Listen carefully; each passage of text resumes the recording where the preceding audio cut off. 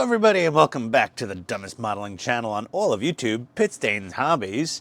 I'm Miss Moneypenny's chamber boy, Ian, and we've got pack 3 of the Agora Models Aston Martin No Time to Die DB5. Very exciting. Always love getting a fresh pack. Ooh, I love that box. Fresh pack of parts from Agora. It's all fun stuff. Let's see, we got a whole bunch of stuff in here. We got our PDF pulled up. We've got an oil pan there. 17. Oh, we're going to do something with that fan. 16. Here's where we're starting. Alrighty. Hope everybody's having a good day. I was having an okay day until I got home from the local adult beverage supplier with a 12-pack of these things. Oh, help me. All right, hold on, let's see. Can it? Will it? Nope. Nope, that's not going to work. All right, I'll be right back. All right, well, nothing like washing the work mat. No, that's not. I swear that's not. Oh, I swear that's not beer. No, it's okay. I like to have a small scent of idiot down here to keep myself humble. All right, well, that's going to dry to a sticky thing. Either way, okay, back at the work. We have got the DB5's almost completed engine here. It's looking really nice. I love those plug wires. I did put a little bit of glue on them. You know, it said don't glue yet. And it didn't say glue now. So I glued because they fell out on me, a couple of them. And those are little wires. And they are wire-filled wires, which are really nice. Those things bend super smoothly. We're going to take this, don't sneeze on camera, Ian. Take this out of the bag, and while I'm doing this, you go down below, click the link to Agora Models to check out the DB5 for yourself, and they're going to have a whole lot more James Bond action coming out of their warehouses. The Lotus submarine is up next, Wet Nelly, I believe. Oh, I wonder the smell of that is, yes, not the parts, the cleaning solution I used for my workbench. Yeah, they got the Wet Nelly coming out, and then, oh God, I can't wait. I'm hoping, I don't know, but that V8 Vantage, I need that V8 Vantage so badly. Oh God, I love James Bond cars, but that V8 Vantage, it's like a Mustang GT500 if Aston Martin made it. It's amazing. We're going to take our engine block here. We're going to take our little brackety doodad and just plop her down right there. We could probably zoom in a little, you know, people might want to see what I'm actually doing. All right, and then we got to get a couple of these these are DS01 screws, and these are DS25 screws with a little flange on them. So we're going to take 2 of those bad boys out, and we're going in the metal. So we have our trusty 3-in-1 oil here. You know, it's chilly in the basement, and this little pump, I guess the 3-in-1 oil thickens up just enough that it like, come on. Oh, this does not sound good. All right, that's enough. That's enough. I'm going to set off some YouTube censorship algorithm there. Okay, I'm going to take our little DS25s and just tappy-tap them into the 3-in-1 oil. There we go. And, of course, I missed the hole. I lubed and still missed the hole. How does that happen? All right, there we go. I think we're seated now. She's not going to yelp. All right, there we are. Oh, I'm on a tear tonight, huh? There we go. I started using a slightly larger handle Viha PH1 and PH0 screwdrivers because, oh my God, friends are messaging me on Facebook. Because I'm getting arthritis down here. It's also really cold down here. Agora already nicknamed me Chilly Willy. I have a little bit of heat going on here, but not a ton. And yeah, that was a funny nickname. I like that. We're going to take this Wizamaki, the other half of the engine block, and we're just going to plop her down right on that half. Oh, it's a nice positive click. It goes together just like that. And we need 4 DS01 screws, so 1, 2, 3, 4. I'm going to get those sent home real quick. and I'll be right back. Okay, so our 4 DS01 screws are in. All this silver plays hell with my camera's auto light balance. Got stage 17 here, and here's where I'm going to go off the rails a little bit. Okay, we've got, looks like our starter motor and a few different silver engine pipes. Stay, stay, stay. Good boy. Okay, here's a radiator fan. It is, in fact, all red on an Aston Martin DB5. I looked up the OEM factory replacement parts, and they're all red. Now, I'm just being crazy here. You don't need to do this. This is a beautifully molded part. It looks legit. I'm going to paint it.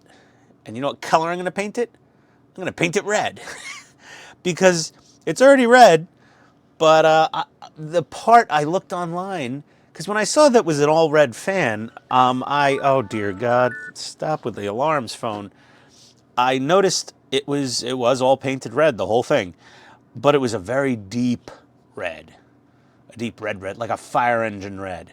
So that's what I'm going to do. I am going to take this part, I'm going to give it a quick wipe in IPA, I'm going to prime it real quick, and then I'm going to airbrush it in Tamiya XF7 flat red. And the part, as new from the factory, does come glossy, but at the front of an engine, pulling the air in through the radiator, through the front grill opening, some dust and detritus hits the fan, and the fan blades are spinning, you know, basically at the RPM of the engine, or faster potentially. Let's see. Yeah, well, yeah, it is faster than the engine is even rotating. So it could get kind of like a sandblasted thing. So I'm probably going to clear it with like a satin or a you know, semi-gloss or a matte finish. But yeah, that's what I'm going to do. I'm going to paint this. I'll be right back. Okie dokie then. Well, we've primed it in Tamiya Pink Fine Surface Primer. Okay, so there we go. That's actually the best color primer to use under red to get a really vibrant red. Then we're going to paint it with this XF7. Now, if you don't have an airbrush, you can buy rattle cans of Tamiya red spray paint. So we're just gonna go over this. Maybe I picked the wrong airbrush. This has a very small needle on it, but we're gonna end up with a much more vibrant red. I'll go over all the little edges here. Can't even see what I'm doing. I'm so bad at this. I don't airbrush on camera almost ever, but I do have a spray booth, and I have a spray booth cam set up now, so, you know, what the hell, right? And we're just gonna get our red paint on there, but I think you get the gist of what's going on here, is we're painting it a redder red. I'll be right back once this is painted. Okie dokie. We've got a painted radiator fan. It's definitely much more red.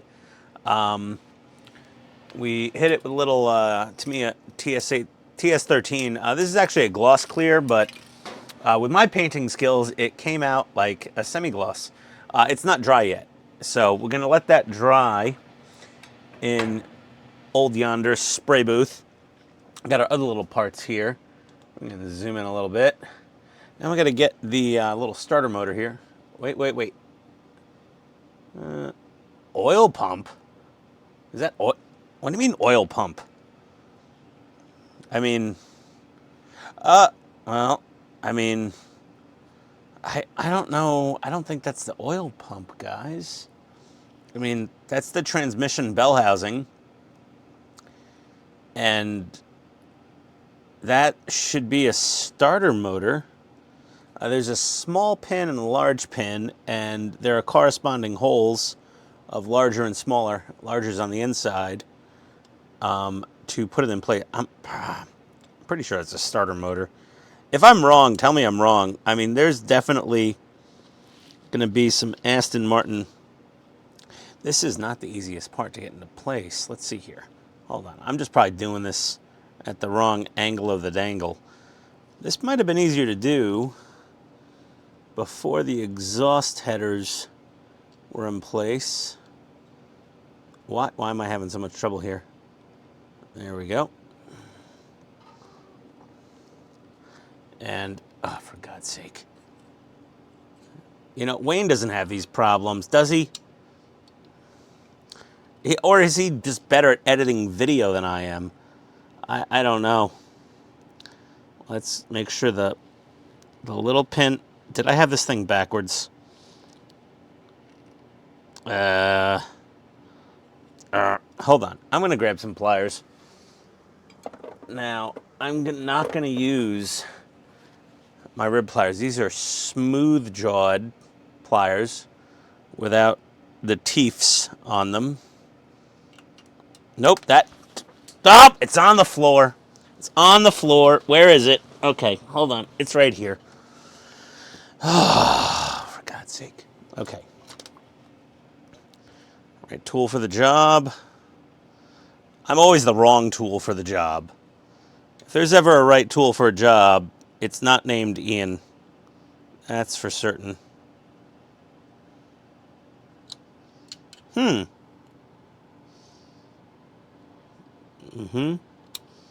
Oh, for God's sake.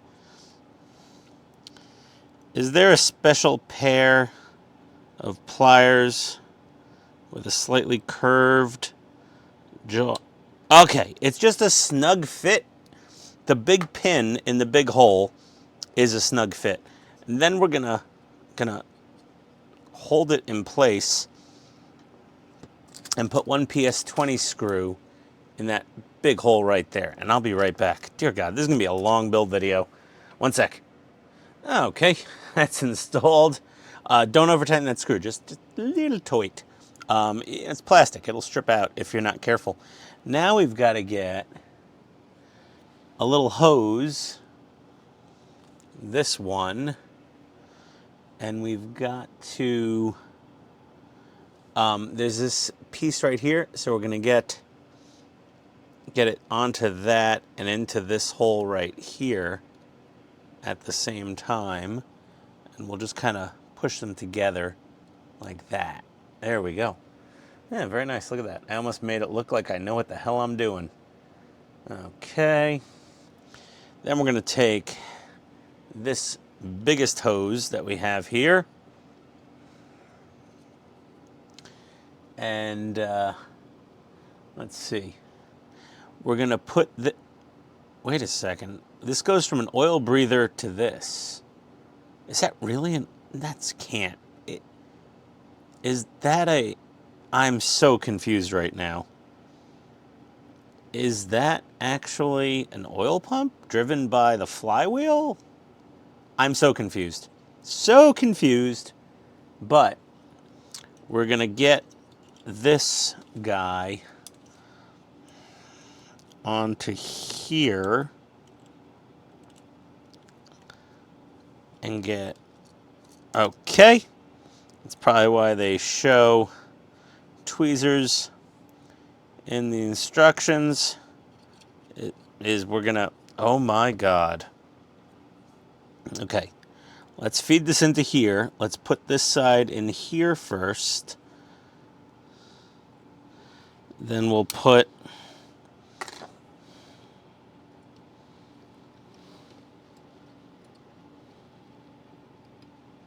this one onto there. Oh my God. Okay. There we go. That's how that should look, apparently.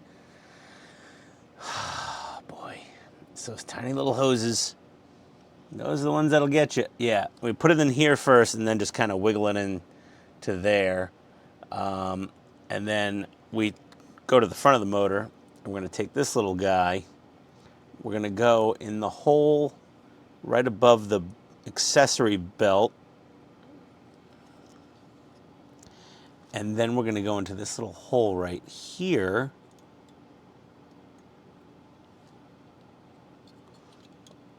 And that's a nice press fit into that accessory drive cover.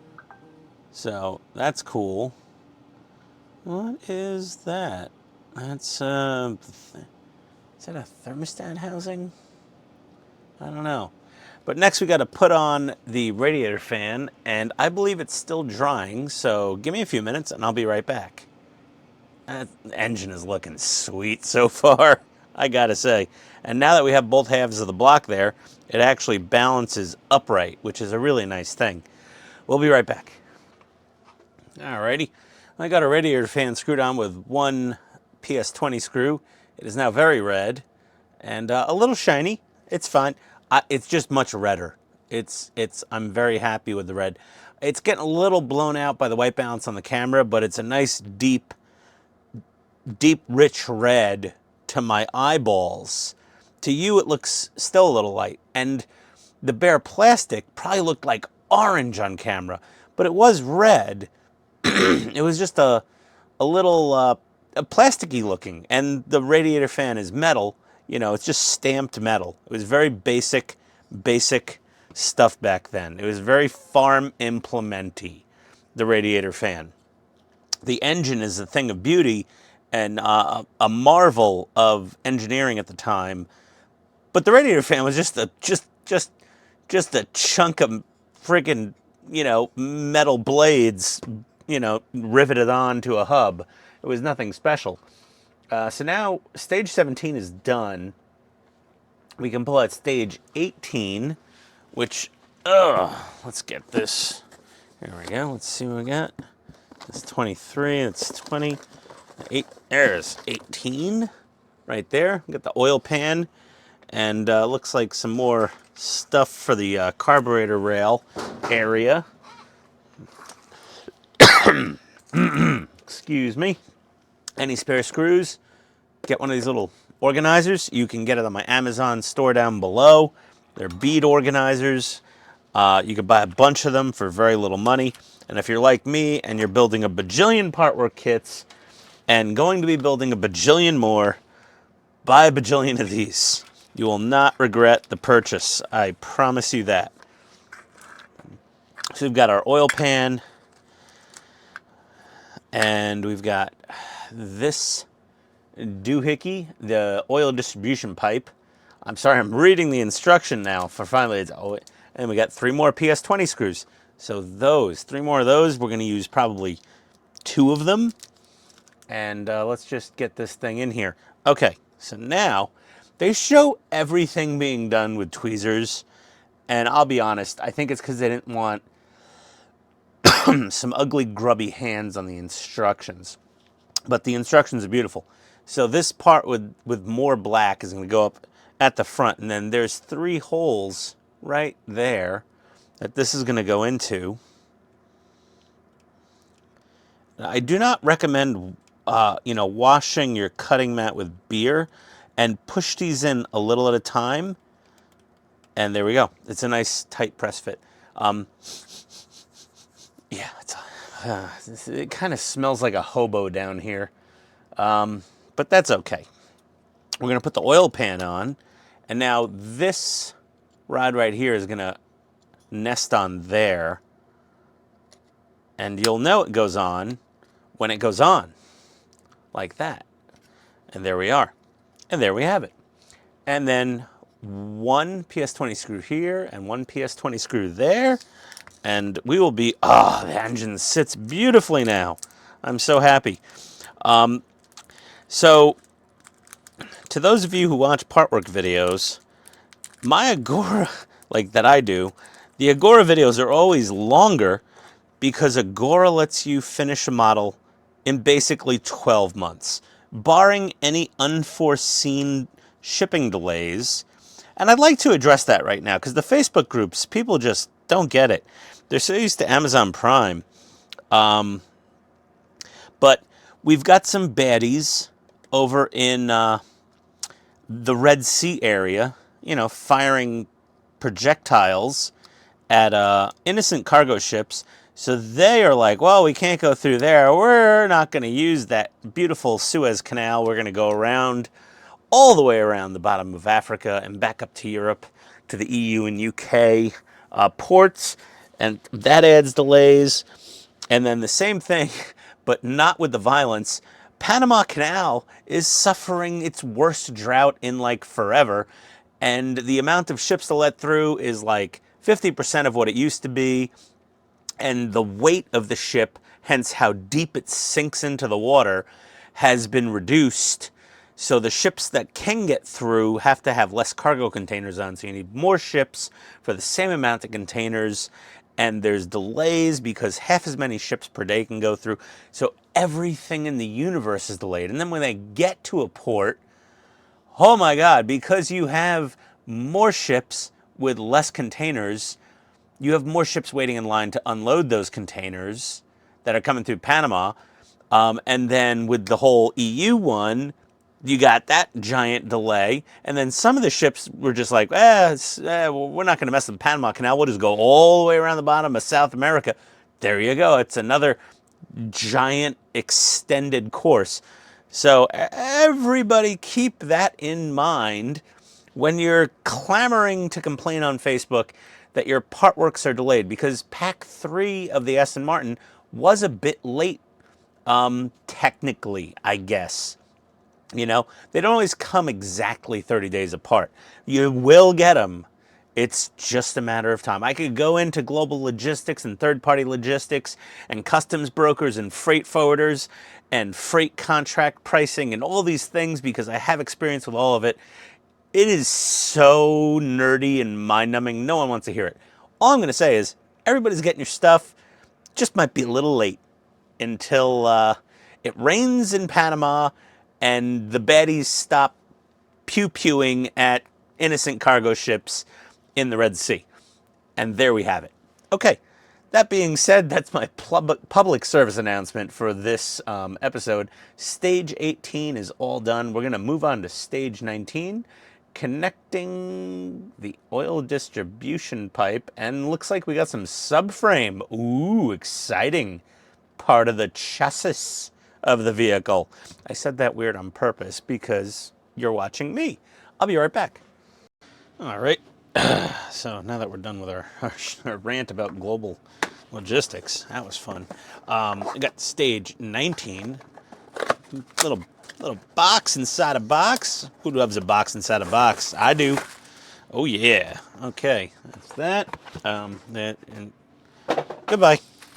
Look at this tissue paper. It's like my wife wrapped it for Christmas. Let's see here. Ooh, sweet. Nice chunk of subframe. That's cool. All metal.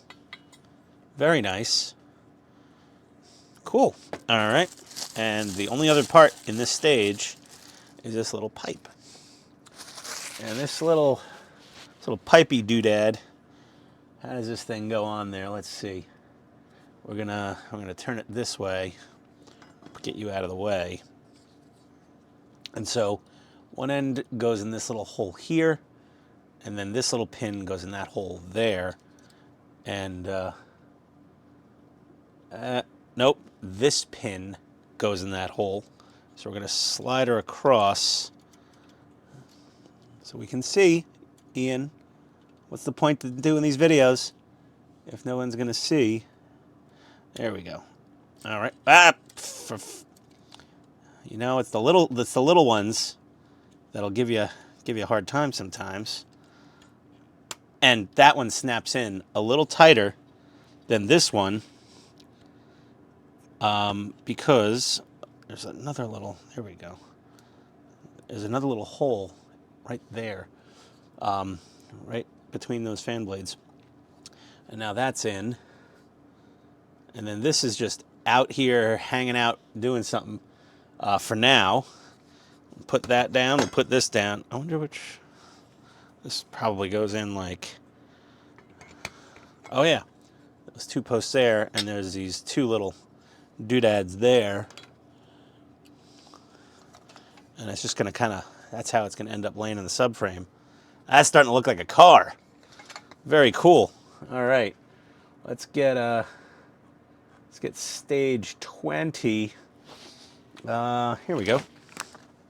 Here's some stuff. Let's take the engine out of there for now. Boop-a-doop. There we go. Slicey. Okay. Gotta say, the No Time to Die packaging is just a little nicer. The baggies feel a little more heavy duty. The printing on the cards, as small as a detail that is, DS02 screws, is just nice. This is the only thing I don't like, is these little heat-sealed baggies of screws with this sort of kind of hard to read lettering sometimes. Would be my only real kvetch about some of my recent Agora kits. That's a big problem, right? I don't like the screw baggies. I just don't like them. I don't know. Let's see here. At least I'm being honest. Sorry, Agora. I don't like your screw bags. It's not their screw, it's the factory that they're using in China. So we're going to take one of these, and these will only fit on one side, because obviously, you know, not going to go there. So it will fit right in there. Then we got 1, 2, 3 DSO2 screws that we're going to put in after we dip them in a little 3-in-1, and I will be back momentarily. Alrighty, well, I did both sides. It's the same exact process, so nothing exciting there. We're going to grab stage 21 now, and I was just slapping my lips over here. I watch a lot of cooking videos on YouTube. I like to cook. I love to cook. Maybe I should do... Does anyone want to see pit stain in the kitchen? Oh, screws. I don't know. Hey, yeah, if anyone wants to see me do a cooking video, speak up in the comments, and I'll see what I could do. I mean, the acoustics in my kitchen aren't fantastic, but, man, I don't know. Ooh! Oh, that has got to be an irritating noise on camera. That's what I'm all about, irritating noises. So we've got...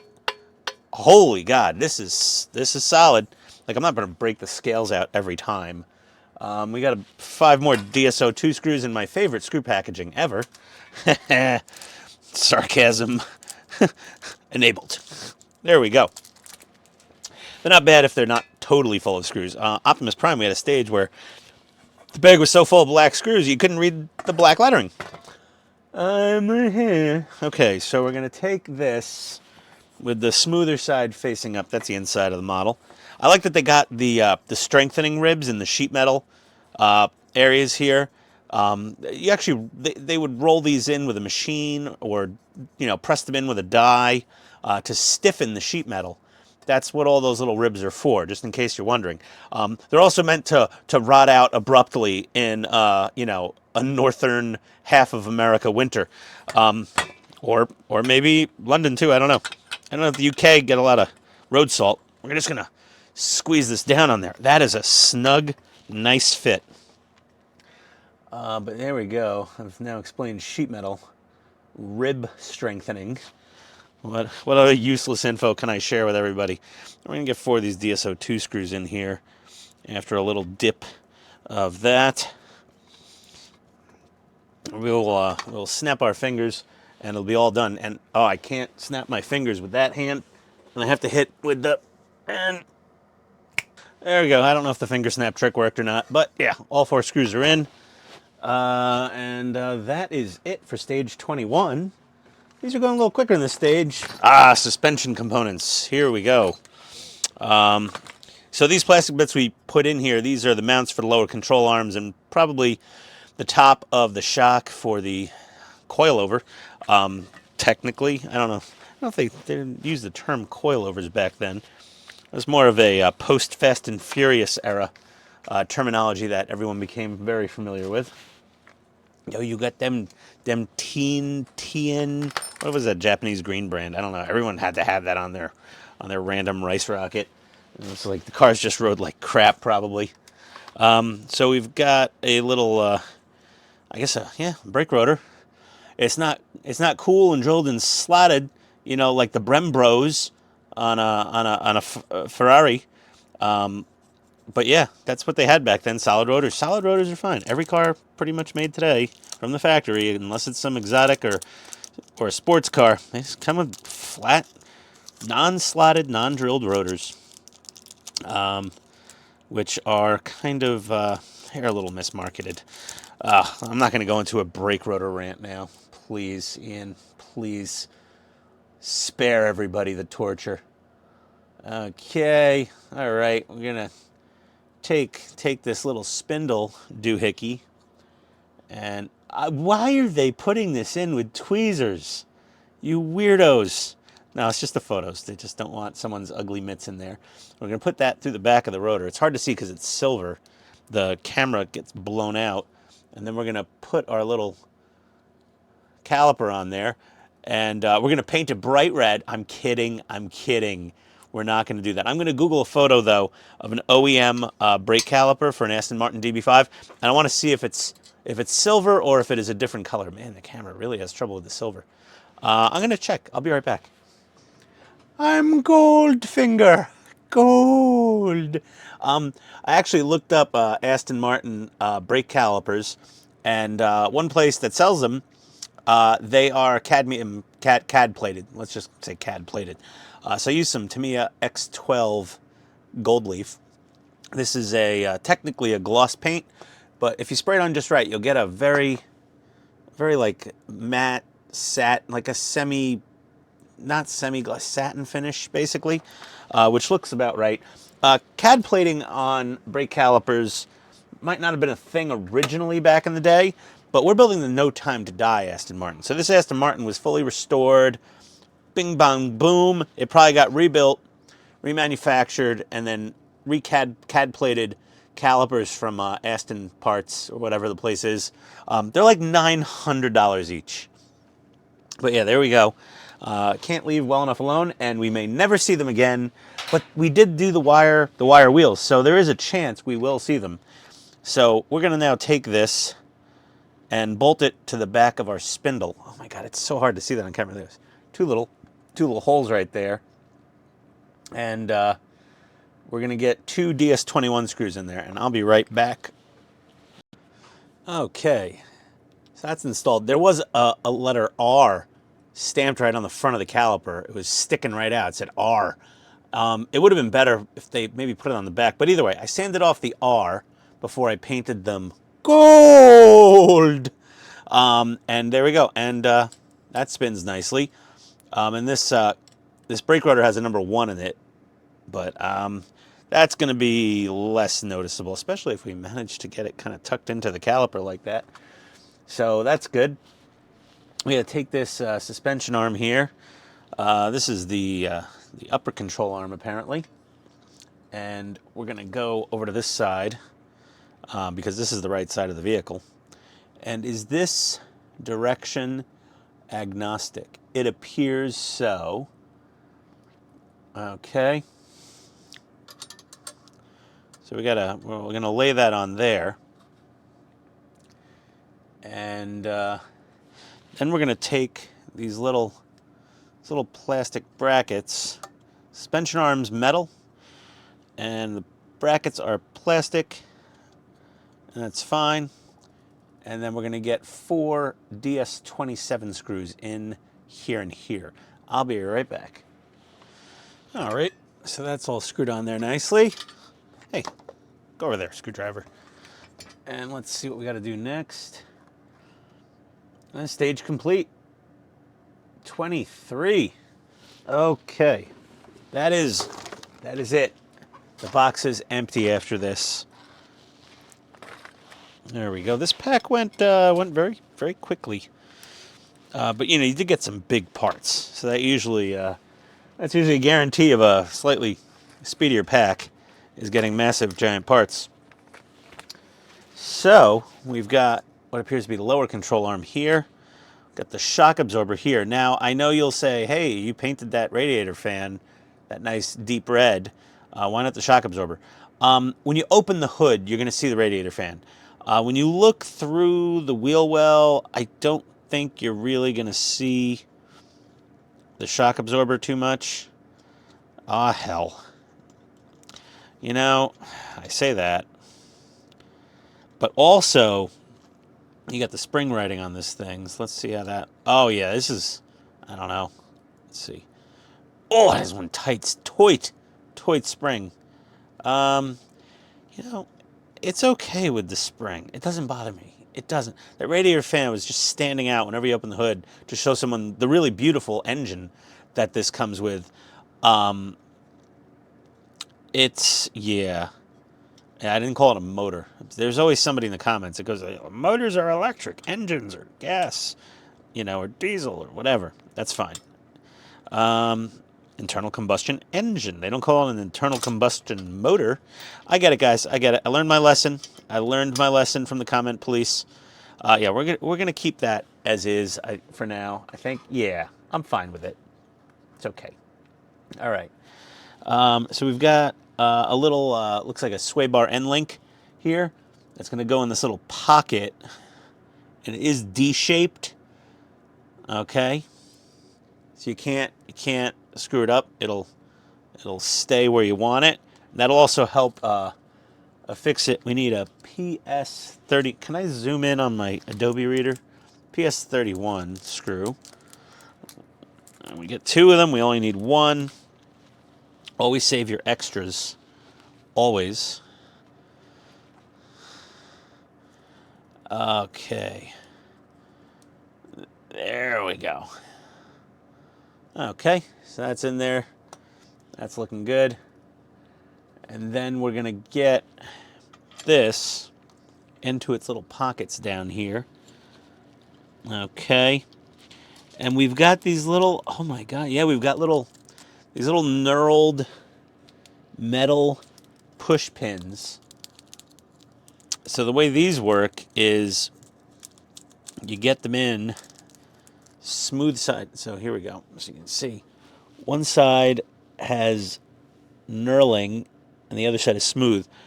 And basically you're going to get the push pin to go into the hole, and then the knurling, then you have to push that sucker in. So they're using their tweezers to do that. I don't know. I don't think that's a great idea. I'm going to take this hex driver and push it in with that, and that should hold it. There we go. That was easy. And we're going to do the same thing on the back. Into there's not a good shot. There we go. Right into there. We're going to get the other one in the back. We have like 5 of these things. Maybe the other 2 are for the 2 more are for the shock absorber. We're going to get this fella into it for fudge sake. That didn't go in there. I'll get my tweezers now. Try to. There we go.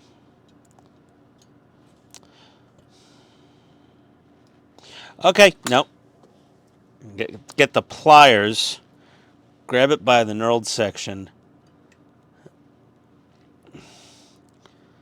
And shove that.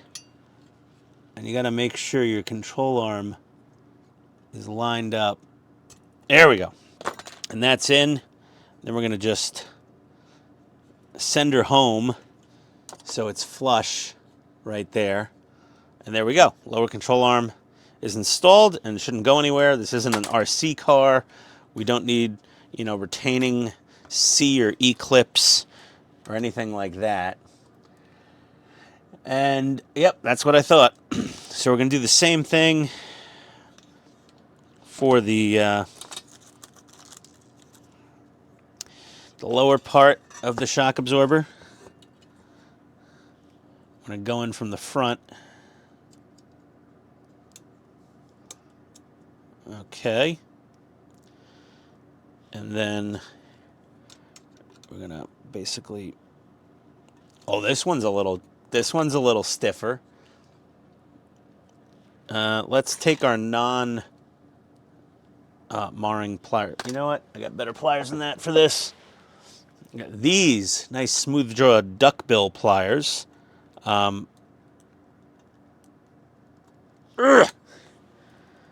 that doesn't want to go in there. Really? Fit the rod through the same way as before. Yeah, this one, well, because this is going in the metal, and those other knurled parts. Ow! Ah! Almost got my finger. She's pretty much in there. I chipped my paint a little. I swear to God, I thought I was going to have another blood blister on my fingertip. There we go. Hope my wife, I'm fine, honey. I send her a text. It's like, ow, what happened? Yeah,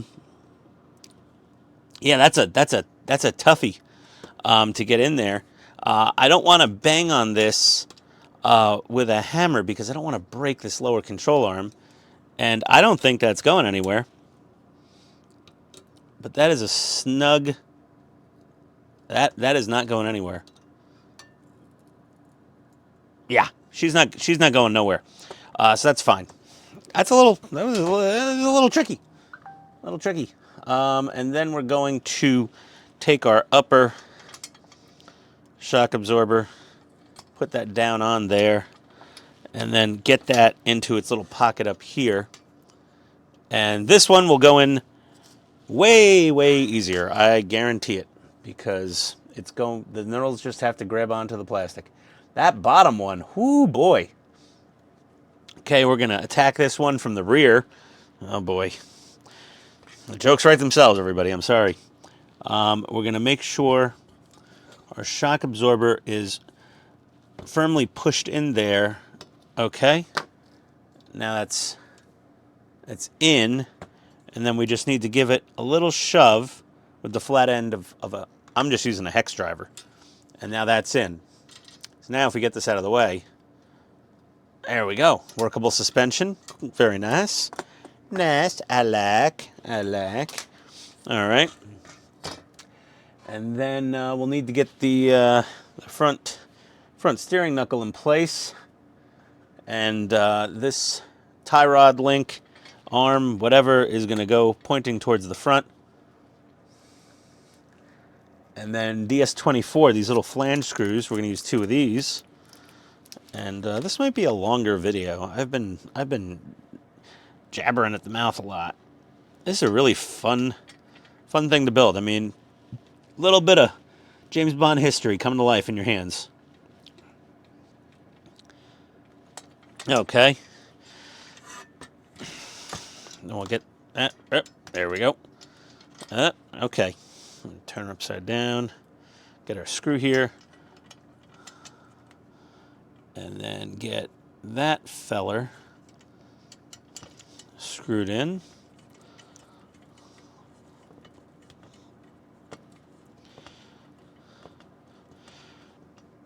Not showing it. There we go.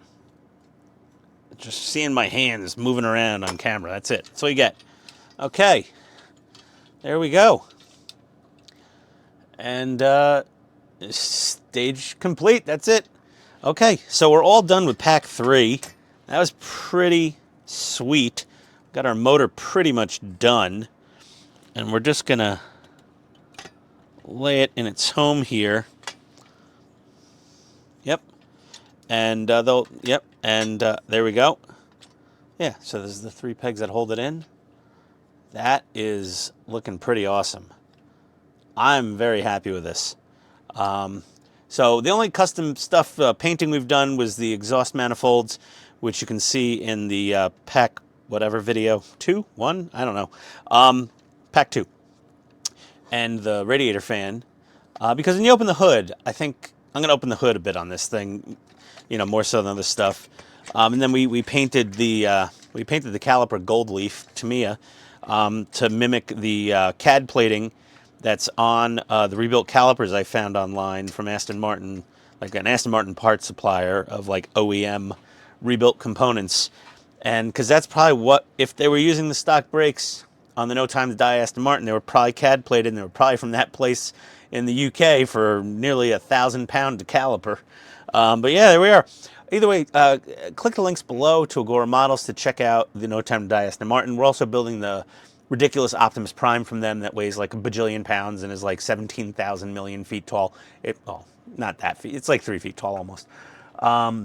We're doing the awesome Zero Fighter. We've already done the Leopard 2 tank, and there's more to come. They just keep making models, so I'll just keep building the damn things because they're awesome and they're fun and they're huge and they're big, and they really don't. You don't have to do anything if you don't want to. I'm just doing this because I have an airbrush and the paints, and I got OCD.